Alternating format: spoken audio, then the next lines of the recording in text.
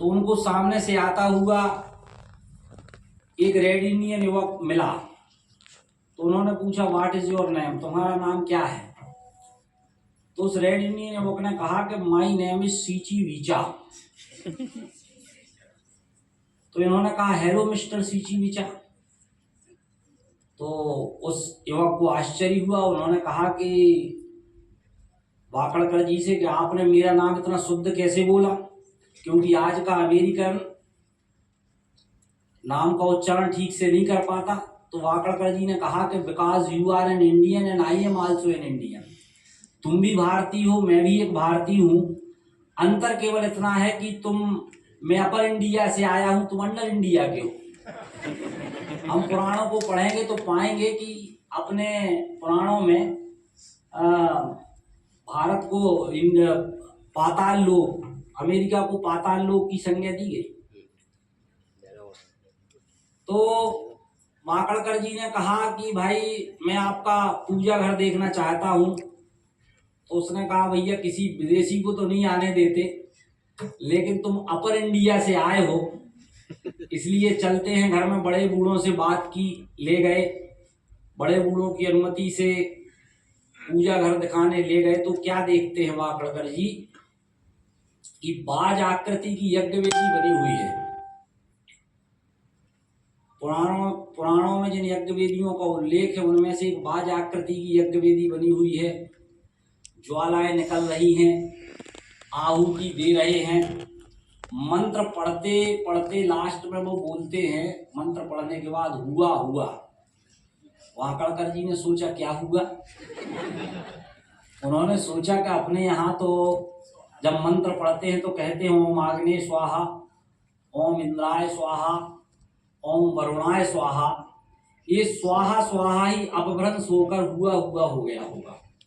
फिर वो वाकड़कर जी पूरे अमेरिका में घूमे, वहाँ की स्थापत्य पुरानी परंपराओं के बारे में अध्ययन किया और उन्होंने एक पुस्तक लिखी जिसका उन्होंने शीर्षक रखा द हिंदू अमेरिका।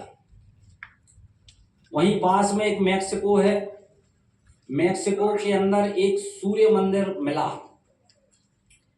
जिसमें एक शिलालेख लगा हुआ है कि मैं महानाविक वुसलून शक संवत 845 में यहाँ आया और मैंने भगवान सूर्य की अर्चना की।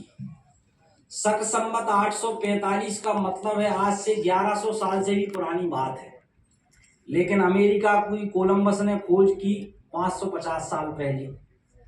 तो कोलंबस के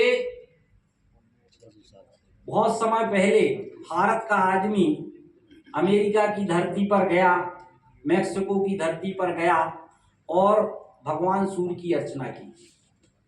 तो कहीं ना कहीं इस बात को आज की युवा पीढ़ी को बताने की आवश्यकता है। जब ये युवा पीढ़ी इस बात को जानेगी तो कहीं ना कहीं जो पश्चिम के अनुकरण की मनोवृत्ति युवा पीढ़ी में दिखाई देती है उससे कहीं ना कहीं हमको निजात मिलेगी। आप अफ्रीका को हमारे पुराणों में शंखद्वीप कहा गया है। आप अफ्रीका का नक्शा देखो, बिल्कुल शंख के आकार का है। कैसे पता था भाई हमारे पूर्वजों को कि अफ्रीका का आकार शंख जैसा है। सुग्रीव ने वाल्मीकि रामायण के अंदर कहा कि पृथ्वी गोल है और पलाश चक्र की भांति चमकती है। वैज्ञानिकों ने अभी शोध किया, कई लोग तो बताते रहे चपटी है, ऐसी है, वैसी है, लेकिन वाल्मीकि रामायण के अंदर सुग्रीव कहते हैं कि पृथ्वी गोल है और पलाश चक्र की भांति चमकती। तो हमारे पूर्वजों को कितने समय पहले मालूम था। फिर हम कहते हैं कि वृक्षों के अंदर जीवन है। आधुनिक युग में जगदीश चंद्र बसु ने यह सिद्ध किया कि वृक्षों के अंदर जीवन है, लेकिन जगदीश चंद्र बसु कहते हैं कि जो बातें मैं कह रहा हूं ये हमारे पूर्वजों ने हजारों साल पहले ये बात कही। महाभारत में भृगु और भारद्वाज का संवाद है जिसमें वो कहते हैं कि वृक्षों के अंदर जीवन है। वृक्ष बढ़ते हैं, बड़े होते हैं, बूढ़े होते हैं, बीमार होते हैं, दवा देने पर स्वस्थ होते हैं। तो ये बात हजारों वर्ष पहले के वृक्षों के अंदर जीवन है। ये हमारे पूर्वजों ने हजारों साल पहले ये बात बताने का काम किया। ये बात हमको युवा पीढ़ी को बताना पड़ेगी। ऐसी एक नहीं अनेकों बातों का जब आप अध्ययन करेंगे, हम कहते हैं कि न्यूटन ने गुरुत्वाकर्षण की खोज की।